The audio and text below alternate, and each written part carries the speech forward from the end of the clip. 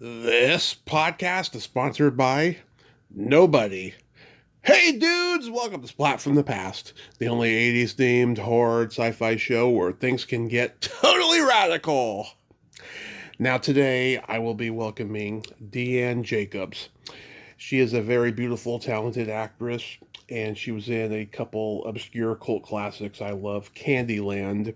I've been trying to get a guest from that movie on forever. I actually did years ago, and I didn't get to talk to him about the movie. She was also in Wild Orchid 2, Two Shades of Blue. She'll be my fourth guest from that movie, and we're going to celebrate the 35th anniversary of it. She's also been a guest star on the Walter Goggins series, The Unicorn.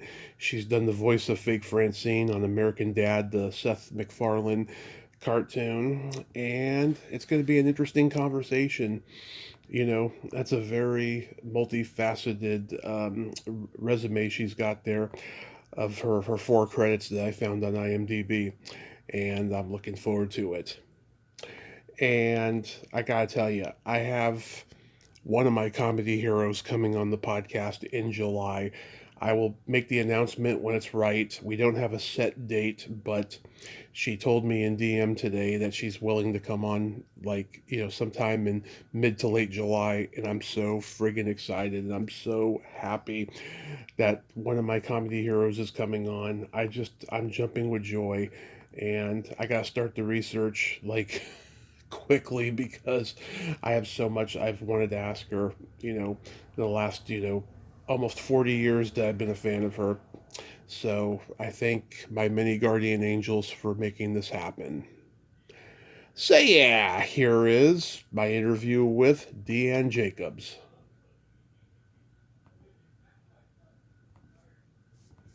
Hey Deanne, welcome to the show. How are you today?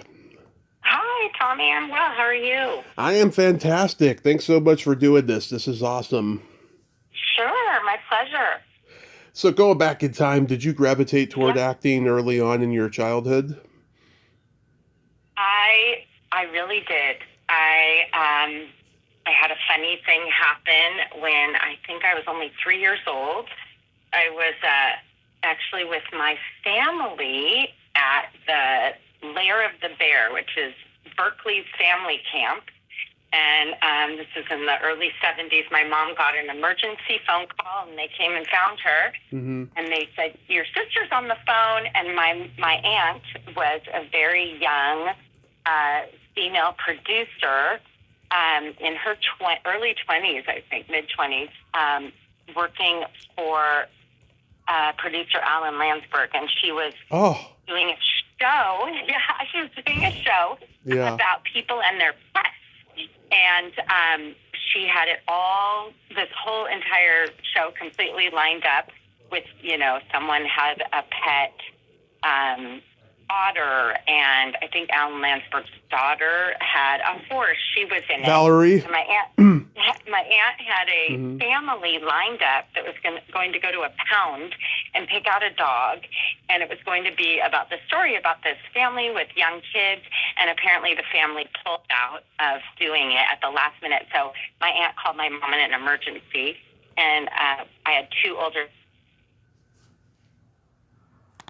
Hello? You have to film me out. You have to do this thing. You have to go to a pound. We have to film you, and then we have to do a whole thing about your kids and the dog. So, and then my aunt promised my mom she would feed the dog because she knew my parents didn't want a dog. And so we left family camp early, drove home to Southern California. I think my parents lived at the time in Claremont. The movie production showed up. We're all at a pound, and I just remember as they're filming us, picking out the dog, being completely enamored with that process. And I remember every detail of it. And it just, I caught the bug. And then they came to our house. They filmed us with the dog. And we got to, of course, watch it afterwards. And we still have the clips. And that was, I caught that bug early. I think I was 3. Wow. One of my earliest TV crushes was Valerie Landsberg. Oh my gosh, amazing. Okay, maybe that's who it was. Valerie or Debbie? It might have been her. Yeah. I think it might have been her. I forgot her first name. But yes, I think that was her. When I was watching, yeah, when I was watching her on Fame, I just loved how she was so tough, but yet so vulnerable when she sang. I just loved it. I really loved it. Okay. Oh, amazing. That's a great memory for you. Yeah, and I've been working on trying to get her on here for a long time. Hopefully, it'll happen in the future. So, did you get involved in school plays and community theater and all that? I did. I did a lot of that. And sort of unexpectedly, I remember, I was always in dance classes, and my mom was a dance teacher, so very young, I was sort of her assistant. I remember carrying her record player when it was time for class, and instead of paying babysitters, she would bring me along. So I was in all of her dance classes, a lot of creative movement, and then I started singing, and then I think just as a summer thing, my mom said, it was right after sixth grade. I remember I was in the sixth grade play, and a bunch of people made a big deal of this song, this solo song, making you be in the sixth grade play. Yeah. And then my mom said, I'm going to have you audition. They're doing The Wizard of Oz at the community theater, and at the time she was teaching dance, and she knew the director, but she didn't know, he didn't know me, and I just went to this audition, and she saw him afterwards, and he was saying he cast the show, he had to call the cast, and it was there that she found out that he cast me as Dorothy. So that was my first big part, and it was just fantastic, and I went on from there and did all the school plays and a lot of community theater, won a bunch of awards at the Southern California Drama Festivals, got to perform. I was Juliet in Romeo and Juliet when I was a little older, and I was able to perform that at the Mark Taper Forum in an awards production there. So, yeah, I kind of went on from there. Are you trained in all types of dancing? I was, yes. There was a time where I was truly a triple threat. So, in my mind, I think I still am, but I'm not so sure.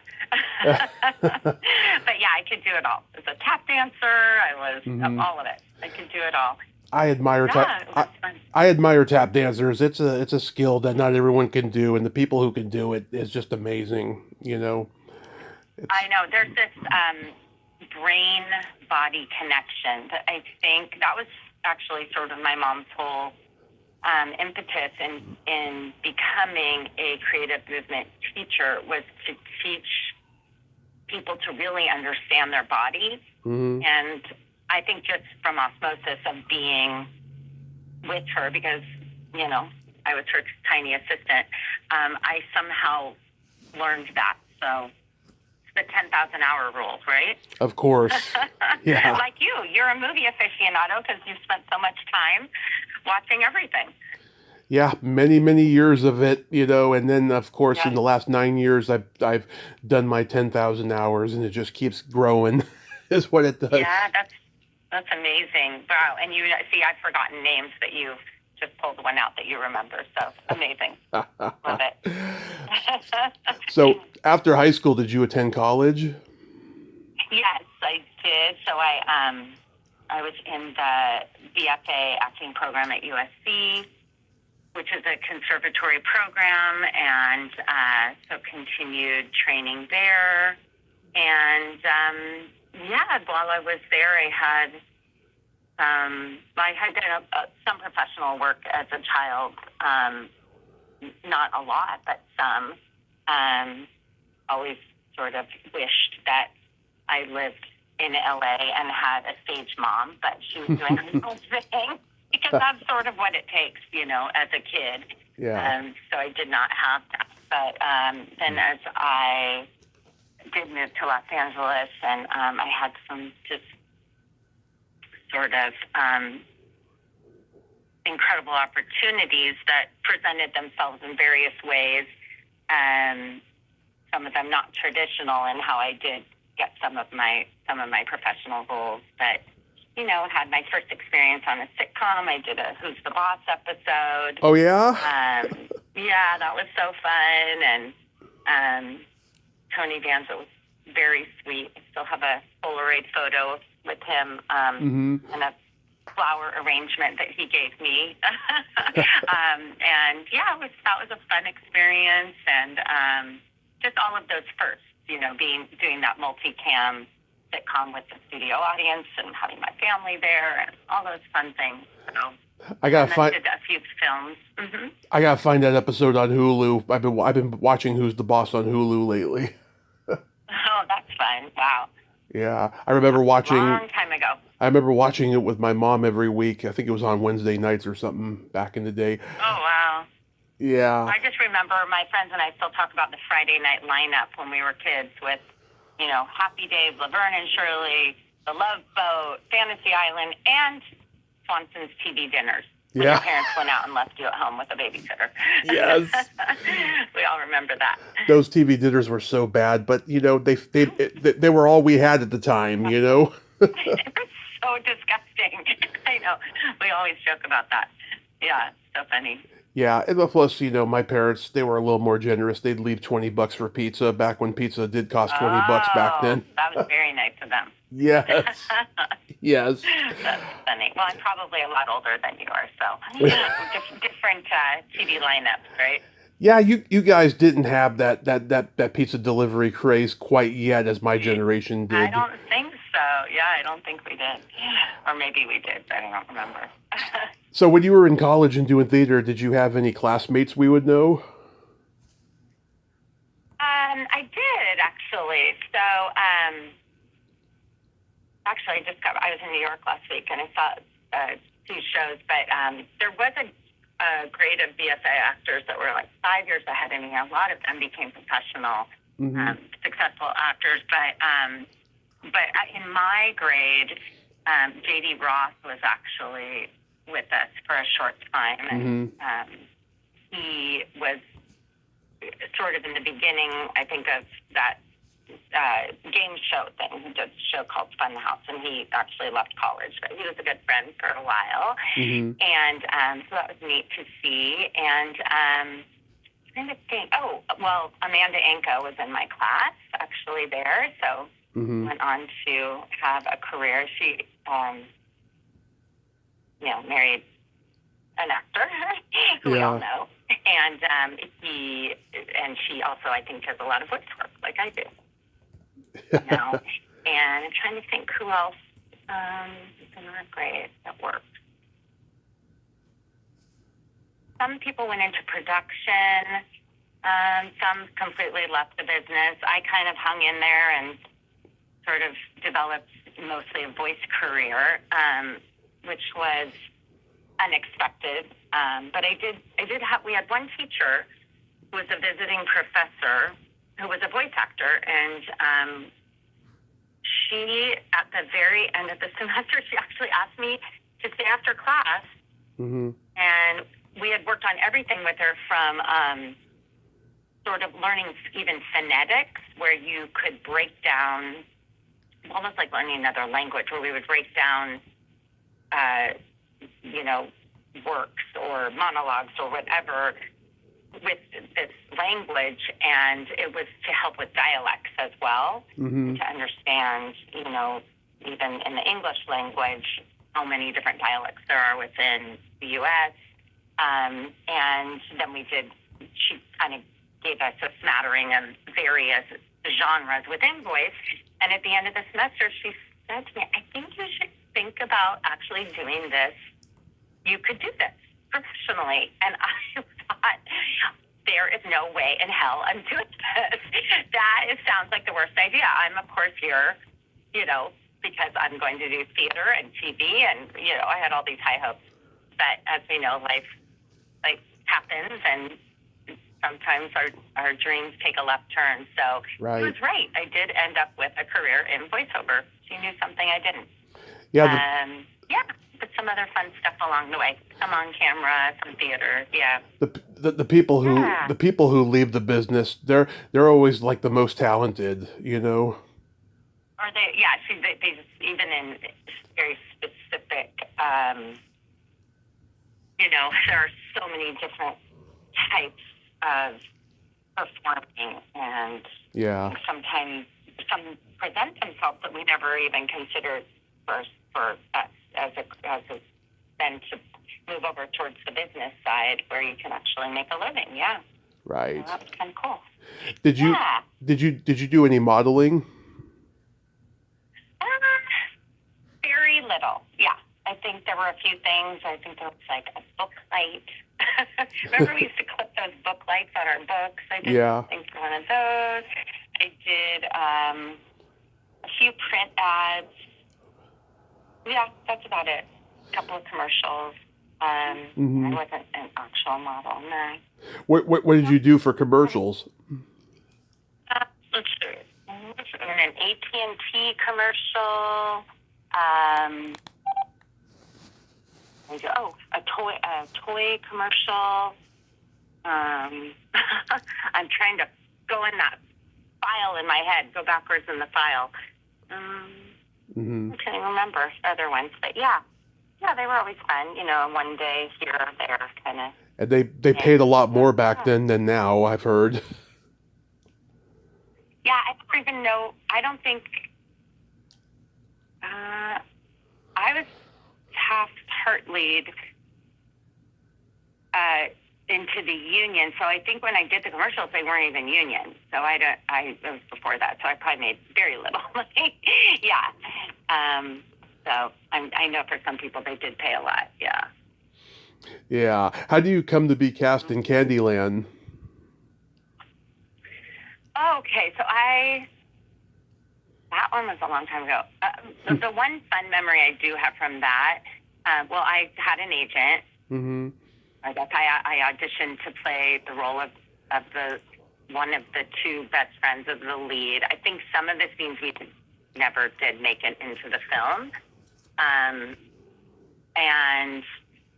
But one of the fun things was I was already in college when I did that film, and I showed up, and the choreographers, it was a husband and wife team, Jackie and Bill Landrum was their name. Mm-hmm.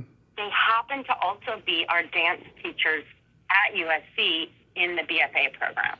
And I remember having sort of a full circle moment because they were very well known, very good dancers.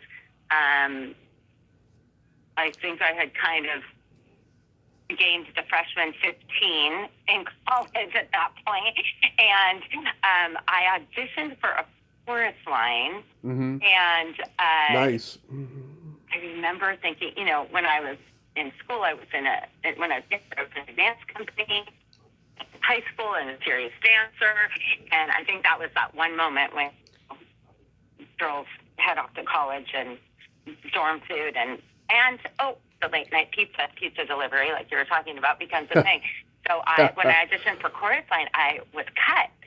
And like, how is this even possible? I'm a great dancer. But of course I think I was a freshman, and I think most of the leads went to older people in that show. Yeah.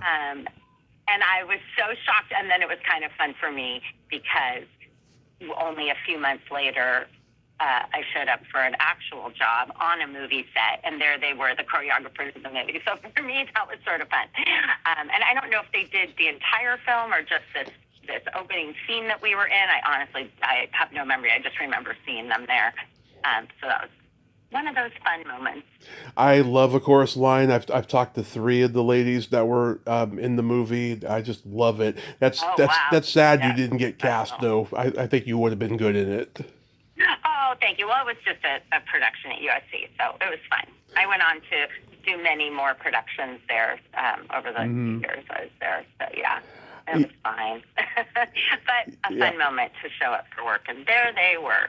And I marched right over and said hello. It was good. Yeah, I'm a New World Pictures aficionado. I have been my whole life. Oh, wow. And we had a handful of video stores that were still open after I graduated high school. And one video store had over 1,500 VHS titles, and they had all the New World movies. And I rented Kandyland a lot. And It was one I became Really? obsessed with. Yeah, I love sleazy exploitation movies because they're just Okay. Well, they that somehow fits right in there for you. they're just Yeah. anything goes, you know. And y- Mhm. yeah, you play one of her friends like when she's doing her little strip contest at the opening. It's you and another Yeah. girl. Yeah. Yes. Yes. I remember it well, and I do remember there was a guy in the film. His name is Israel. I think Yep, I've had your Israel on. named Lumpy. Yep, I got a story about interviewing him, but go ahead. Oh yeah, I remember he came to visit me after that in my dorm room. Like Uh-huh. he wanted to stay in touch. So I think we were friends for a second after that. Yeah, after that film. That's Yeah, funny. I probably saw the film once. I had I'm glad him. you know it. Yeah, I had him Yeah. on in 2019, and Really? yes, So funny. so he's known for the Karate Kid and Beverly Hills Cop, and he gets asked a lot Uh-huh. about those, right? At some point, Okay. he went on a I didn't tirade. know. He went on a tirade, right? I wanted to ask him about Candyland. He went on a Yeah. tirade about working with Gary Marshall and Overboard, and as soon as that was over, Oh. he had to go, and I was like, "Damn it!" And so Well, that's so funny. that was my Yeah, talk and I don't with know any of Israel. that. I did not know any of that about him, but that's so fun too. Well, you know what he does now? He's a straw mogul. You know those little swirly straws that you put in your drinks? Yeah, Yeah? he's got like a straw company now. No way. That Yeah. is crazy. Yeah. That's so funny. Yeah. So Well, sadly I didn't get to found his ask way him. down to the USC dorms, I'll tell you Yeah. that. Yeah, so That is really funny. so sadly I Love didn't it. get to ask him about Candyland. But Yeah. Kim Evanson, I gotta say she is really good in this movie. She had done that nude graduation scene in Porky's Revenge before this, and she was Oh, obviously eye candy in that. But she's actually a pretty good actress in this movie. Was she nice to work with? so nice. Yeah. And so was the other friend. The three of us had a great time together. It was very fun. Did you get to interact with Sandal Bergman? I did. In fact, I remember being in the makeup trailer, and I don't know why this. I remember this. She talked about the weekend that she had right before we showed up for work, and she was really upset because she had gone with her. I don't know if it was her husband or her boyfriend to Palm Springs for the weekend, and she was really mad at herself because she ate pancakes. Yeah. Is that funny? Yeah. I remember her talking about that in the makeup trailer. She's very upset about her pancakes. Oh, Richard Widmark did that on the movie Against All Odds. Like, he was always upset when his pancakes weren't ready for him in the morning. Okay, well, I think Sandal wished that she had not eaten pancakes, especially being in this film. So there you go. Oh, okay. I almost met her once. I think that's really what it was. Yeah, I almost met her once at a convention, and the guy who was handling her stuff was not very pleasant, so I ended up just walking away. But yeah, she's talented. She's done all types of films, and Amazing. the guy who does the MC at the club in the movie, Bruce Baum, who looks like David Crosby, he's hilarious. That's great. Love it. Yeah. Did you guys get to have like a screening or a wrap party? I do not recall on Kandyland, honestly. I remember Wild Orchid 2 we did. That movie opened at the Grauman's Chinese Theater, and they invited us there Mm-hmm. to see it, which was really, really fun and exciting. But I can't remember if with Kandyland if I went to anything. Okay. Can you believe Yeah. can you believe it's been 35 years since Wild Orchid 2? Wow, I honestly can't. That's a really long time ago. Unbelievable. Yeah. Yeah. I mean, as I told you, I've talked to Nina. I've also talked to, I forgot, I've talked to Liddy Denier, and Leanne Curtis is a friend. She comes on, a couple, once a year or whatever. And I can't remember what Liddy and Leanne said about making it, but, Nina said it wasn't a pleasant experience for her. But what was your experience making it? Oh, that's interesting. Well, For me, again, like just having the opportunity and, being, I'm just always so wide-eyed and love learning and watching how things get made. So for me, I really enjoyed it. And I obviously played her friend. So very G-rated parts for me, always, in both of those films where the films are not that. So it was, I was in the school. I do remember, I think her name was Pat. She played the PE teacher. Let me look that up. Crawford? It might have been Pat Crawford. Let me look that up. She was incredibly sweet. And I remember her talking to Nina and I a bunch about like her career, her own family, what it was like to try to be an actor. I think she was taking care of her daughter and her grandchild. And, so young, just seeing someone who was doing the same exact thing I was, but so much older. I don't know, there was something about that where I felt like, so many things that we all do in our life, like when we are in school or whatnot, we're with people always the same exact age as us. And I just love the idea of being, around all these different generations and learning from them.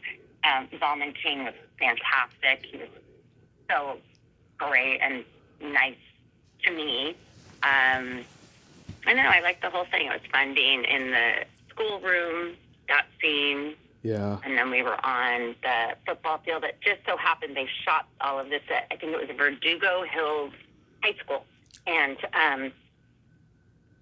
my father-in-law had told me that that's where he went to high school. And, it's out in the middle of nowhere. Huh. And I just thought that was so funny that we were there.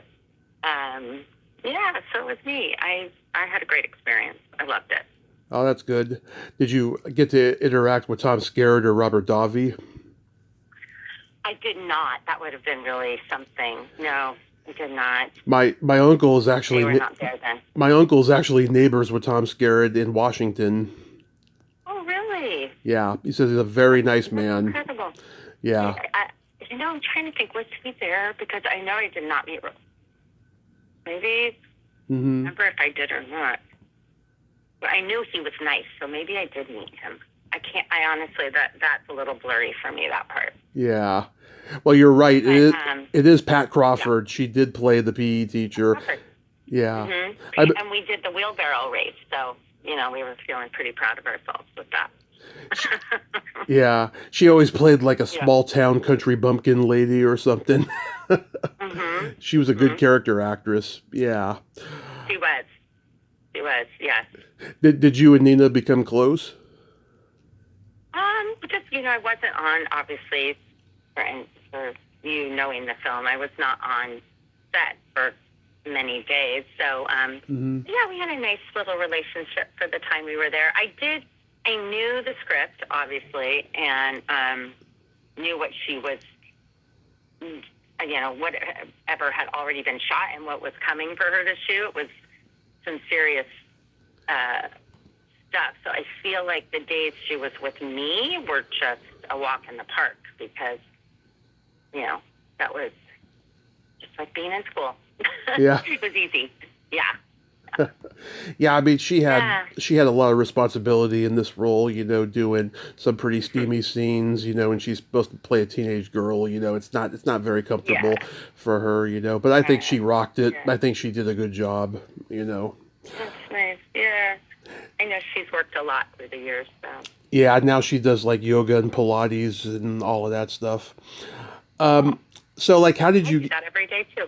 Oh, I know it's a craze now. Everyone, and probably in the last 25 years, everyone's been getting into yoga and Pilates. I don't think anyone before that ever did, That's right. Yeah, I know we all do every day. So good. So how did you get into voiceover and looping? So interestingly enough, I had been doing voiceover. Things are so different than they are now. I truly miss how it was, because now it's about people creating their own, Instagram content and TikTok and how many followers you have, and that's what it oftentimes boils down to. Even in some parts in recent years that I've been close to getting, I have not built all of that and sort of been more just old school and thinking that being trained as an actor might potentially be enough. But I have lost out on some parts just on the basis that, the other person had a large Instagram following. Mm-hmm. Yeah. So that is something to consider if, moving forward, if in fact, that's in my future. But it was great. In the old days, I think I had a commercial agent who said, you should really meet our voice department. You've done some of that. And I was like, yeah. So they just walk you down the hall. That's what it used to be. And at the time, they brought me on to their voice department as well. And also, now we all have home studios, so we can record anything from home or obviously go in to recording studios. But in the old days, you only went into the booth at your agency for auditions. Mm-hmm. And one day I was in for an audition, and the head voice guy said, we send, I think, to the booth operators, we send Deanne into my office when she's done. So I went in, and he said, do you know that show, The Simpsons? And I was like, yeah, who doesn't? It was relatively new in those days. And he said, the creator is doing a new show, and I've recommended you, and I want you to go in and meet them. And I showed up and met the casting person and worked on that show on and off for 16 years, and that was Futurama. So that's kind of fun. Yeah, I like Futurama. I'm a bigger Simpsons fan, but I do like Futurama. And so were you there like at the very beginning of Futurama? Yeah. First episode, very beginning. Wow. Yeah. And it was just, it still is for the leads, and they have done a couple of recent reboots too that I was not a part of, but like around 16 years, it kind of was canceled, then came back, and I was a part of all of those iterations of it. And yeah, it was such a fun experience. And they recorded it and, through those years in a few different locations, and, it was just fun to be in that green room. There was Billy West and, DiMaggio and, all of them. They were so nice. Lauren, Tom, they did do a few parties and screenings through the years that they included us in too, which was so fun. And did that lead to American Dad? No, that was completely separate. That was just totally different. Yeah. Huh. Yeah, I'm a huge Seth MacFarlane fan. I love American Dad and Family Guy the most.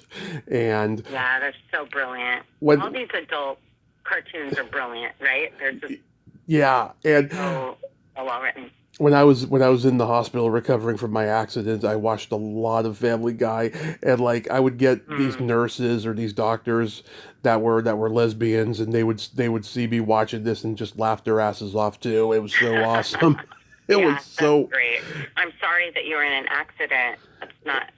No, but it's terrible. The best thing that ever happened to me, because I wouldn't be doing this. Oh, really? Yeah. Oh. I had to really get my head out of my ass and just get my life in order, because I was drinking badly and I was just being an idiot. And that can really happen. And I think a lot of people don't even realize, with really any addiction, but definitely alcohol seems so acceptable until for some reason it takes a turn, and it's not. So it is. Sorry that you were there, but I'm glad that you found the silver lining in it all. It's great.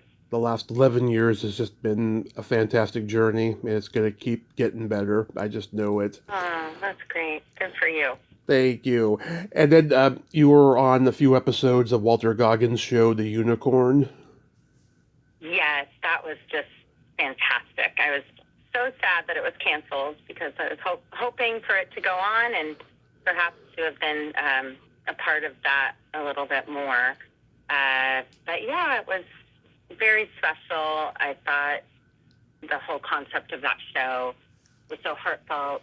The actors were incredible. Working with him was just a great experience all around. And it was actually COVID, so that was another sort of interesting experience for one of the episodes. It was COVID, so just having to follow the guidelines and being at the studio and everything they did and testing before. And I did hear that on that particular show, nobody, cast or crew, ever got it, which was pretty incredible.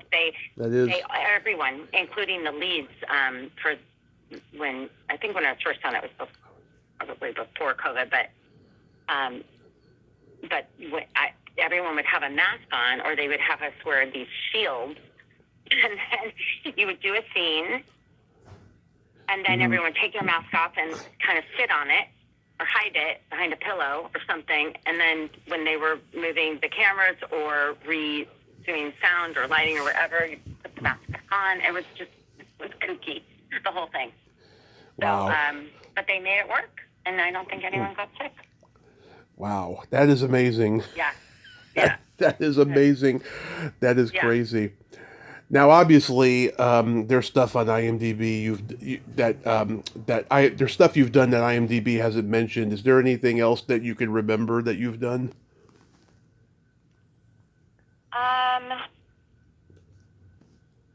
I've just things here and there through many, many years. But yeah, when you do, I've done a lot of voice work, and my consistent sort of career through the years has been looping. So none of that is ever mentioned on IMDb. But yeah, I've had some really great experiences doing that, and it's always, just been a really special job. And even for that little pinky of creativity, it's like working with a lot of these voice actors. A lot of us have backgrounds in improv, and everyone brings in their research, and they're just ready to jump in. So for me, it felt like being, at the groundlings for a show. Sometimes when we would do certain scenes or cues, and it's just really great to be with all these smart, quick, funny, or talented, if the scene called for something serious, everyone just would bring it who was there and in the room, and I just loved being a part of it all. It's been really great through the years. So I know a lot kept me involved in business. Yeah. I know a lot of the groundlings. They are geniuses. Yeah. You've Those done are some geniuses. Yeah. So yeah, I'd say anyone that is a voice actor, and particularly in this one genre of doing the ADR looping, is pretty adept at just being able to riff off the cuff and have research to back it up and be able to adjust quickly and be very directable. So it's been a great experience. I feel super lucky to have at least had that, even when I wasn't pursuing the other. What do you got coming up? So you know what? For the first time, I'm not sure. I usually know that even in the good old days when there were so many network shows, people would take a break around now, and then you knew you were going back to something in August and September. But now I think, it's with all the various streamers, and there's not really a season. It's just all the time that things are happening. So yeah, I don't know. TBD. We shall see. Yeah. I hope something pops up. Yeah. I mean, you've done so much. I mean, I'm sure it will. So, real quick, we got to play my secret silly game. This is a series of silly slumber party questions. It's no win or lose, it's just pure fun. And how the game works, Deanne, is I ask you the question, you answer it, then you ask me that exact same question and I answer it. And feel free to comment on the answers because they might be funny. Okey doke. Okay, Deanne, are you ticklish? Yes. Tommy, are you ticklish? I'm very ticklish, but if you tickle me without Is anybody not? I've met a few people who aren't. You know, I don't know if they were telling the truth or not, but they have said that they are not. Right. But right. if you tickle, well, not every, like some people love their feet being massaged, but others don't. Right, because it's right. Not everybody's into that. That does not tickle me. Me too. I love it too. Is your belly button an innie or an outie? It's an innie. What's yours? It is also an innie. It's deep. I call it the bottomless pit. Uh-oh. Get that soap in there, buddy. Yes. What color? Yeah. What color are your toenails painted? They are I just got them done. The color is called, I've got the blues for the red. So it's a deep, dark red. Nice. How about you? What color are yours?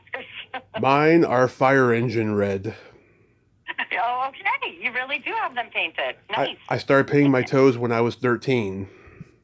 That's super cool. Love that. Yep. What would you say is your best personality trait?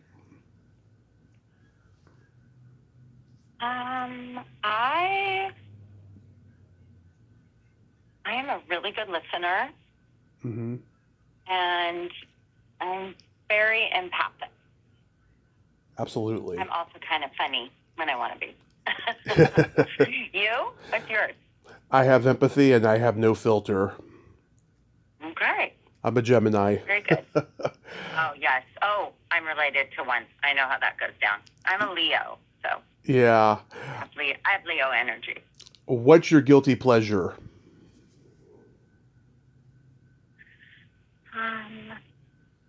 Travel. Nice. I love to plan a trip and hit the road. Love it. Yours? I love eating pizza and watching a raunchy sex comedy movie. Oh, well, there you go. Which is why I am here talking to you right now. You found me. Yeah. Well, they're not comedies, but yeah, there's raunchiness in them for sure. Exactly. And then my favorite question, is there a stinky smell that just makes you gag?